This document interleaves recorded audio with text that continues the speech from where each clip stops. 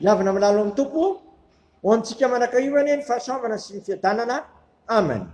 Sotranao zay ray eo noho ny amin'ity andro talata fitozona omboambola arivo ity, sy hanomezanao anay indray ny finainao anay anio. Dia manantenanao sy miandrandranao zay tompo, satria ianao rery ihany no mahay mahary fiainana vaovao anay sy mahay manova amin'ny fivatonay tonga finofo. Dia mba omeny teninao zay tompo, fa ny teninao no manova amin'ny fiainanay. I Jesu Kristy tompo mpanavitra anay eo. Amen. Ny anjara mofinainao atsika dia ny filazantsara Jona toko 20 andiny fahasivy folo ka hatramin'ny 13 vaky zao zany amin'ny anaran'i Jesoa. Ary rehefa hariva ilay andro voalohany amin'ny herinandro, voarindrina ny varavarana izay niangonan'ny mpianatra noho ny fatahorany ny jiosy, dia tonga Jesoa ka nitsangana teo afovoany dia nanao tamin'ny hoe fiadanana ho anareo. Ary rehefa nilazany izy dia nasehony azy ny tanany sy ny lamvony, dia faly ny mpianatra raha nahita ny tompo. Ary indray Jesoa taminy, fiadanana ho anareo tahaka nanirany ray ahy no anarako anareo kosa. Ary rehefa nilazany izy tena nisy fofinaina ka ho izy taminy raiso ny fanahy masina, na elikiza no avelanareo tia voavely zany, ary nanizaniza kosa no tsy avelanareo dia tsy voavely zany. Ray masonao manamasinanay amin'ny fahamarinana, ny teninao amin'ny fahamarinana. Amen. Eto amin'ity lahatsoratra masiny tia feno tahotra dia tahotra ny mpianatra san'ity nidy amatrano taoriana nitsanganany tenany Jesosy tamaty. Noho ny nahitan'ny Jesosy kosa izy teo afovoany izay nilaza hoe fiadanana ho anareo, dia faly indrindra ny mpianatra raha nahita ny tompo. Faly indrindra ny mpianatra nahita ny tompo. Ny tompo rahateo moa nampiseho ny tanany sy ny lamvony izay nisy ny nanomboana azy sy nandefonana azy.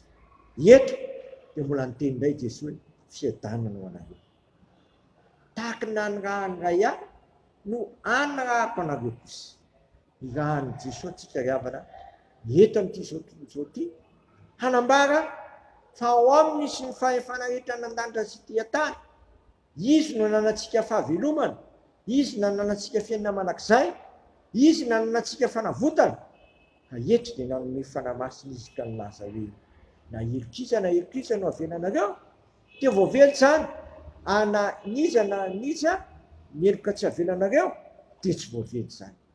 Tondra fanafana sy famelan-keloka ny mpanaradian'ny tompo. Ho amin'ity andro ity raiso zany fahefana meny Jesosy amintsika izany, ka zarao amin'ny olona manana ny olona fanafana sy famelan-keloka. Oka ny fanahy masina nefa hidetro amintsika, satria ny hery fanahy masina no ananantsika manambara zany fahefan'Andriamanitra zany amin'ny rehetra rehetra ananantsika fahavelomana. Amen. Sotranao zay raha io fa tsy nahavelanao hiady rery zay aty amin'ity zao ity. Fa nomenao ny fanahinao masina izay ananana hery sy fahefana hanambara ny alehibe ny fitiavanao sy zarany famelan-keloka amin'ny rehetra rehetra misy anay tsirairay. Dia joroa zay tompo voavolombelona matoky zary zany fanavotana sy famelan-keloka zany ho an'ny olona rehetra sy olona matoky. Dia sitrakay niary vavaka hoe anay zay nandanitra masina ny anaranao, tonga ny fanjakanao, ataonay sikaponao ety tany tahaka ny andanitra. Minay amina sanjo anay mamelany helokay tahaka namelanay izay meloka taminay, izany tononanay amin'ny fakapanay fa manafanay amin'ny ratsy no amin'ny fanjakana sy ny hery amin'ny voninahitra manakizay. Amen. Tanterahany tompo amintsika ny zao todrano tononona menaharaizana ka fanahy masina zao raiso amin'ny fifaliana sy ny fanantenana ary fitiavana. Ary Andriamanitra ny fiadanana no tonga Satana faingana eo ambany tombotrareo ho aminareo ane ny fahasaman'i Jesosy Kristy amintsika. Jesosy Kristy tsy miova malisany ara manakizay. Amen. Voninahitra ny ho an'Andriamanitra rery ihany amin'ny anaran'ny Ray sy ny Zanaka ary ny fanahy masina. Amen.